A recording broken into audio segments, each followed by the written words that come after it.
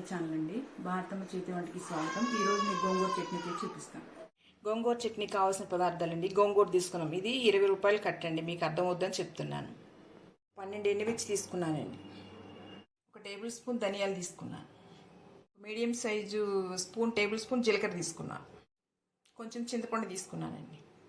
వెల్లుల్లి ఒక 6 రెబ్బలు తీసుకున్నానండి. సాల్ట్ తీసుకున్నాను. ఒక పెద్ద ఉల్లిపాయల కచ్చపచ్చగా దంచి పెట్టుకున్నానండి. ఆయిల్ కాగిందండి, ఎండుమిర్చి వేసుకుందాం. టేబుల్ స్పూన్ ధనియాలు తీసుకుందాం అనుకున్నాం కానీ అవి కూడా వేయించుకుంటున్నానండి. ఇవి కూడా వేయించాక ఇలా వచ్చాయండి ధనియాలు, ఎండుమిర్చి. గోంగూర వేయించుకున్నాను.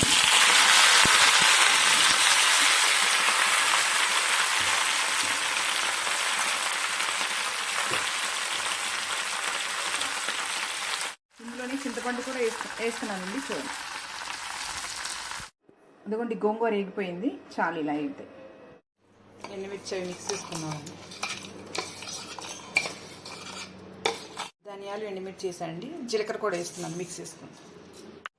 ఇదిగోండి ఇలా మిక్స్ అయింది. వెల్లుల్లి రెబ్బలో ఒక 6 తీసుకున్నాను, ఇవి కూడా వేసి మిక్స్ చేసుకున్నాను.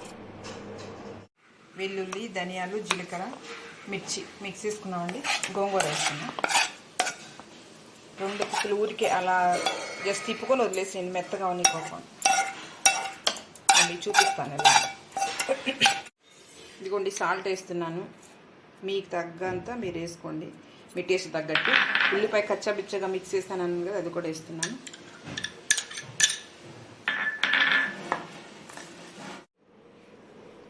చట్నీ తాలింపు వేసుకున్నామండి. ఆయిల్ వేస్తున్నాను. చట్నీ తాలింపు వేసుకున్నామండి. ఇవి తాలింపు వేస్తాను, కలుపుతాను అందరూ.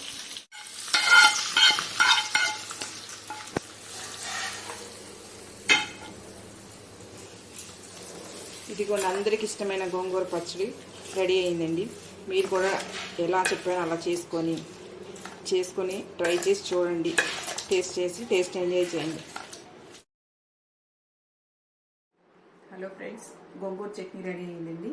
టేస్టీగా మీరు కూడా దీన్ని చేసుకొని ఎంజాయ్ చేయండి. నెయ్యి వేసుకొని వేడి రైస్తో తింటే చాలా బాగుంటుంది. గోంగూర కూడా హెల్త్కి చాలా మంచిది, ఐరన్ అవన్నీ ఉంటాయి కాబట్టి మీరు తినండి. మీకు నచ్చితే కామెంట్స్తో తెలియపరచండి ఎలా ఉంది ఏంటనేది. లైక్ చేయండి, సబ్స్క్రైబ్ చేయండి, షేర్ చేయండి. Thank you.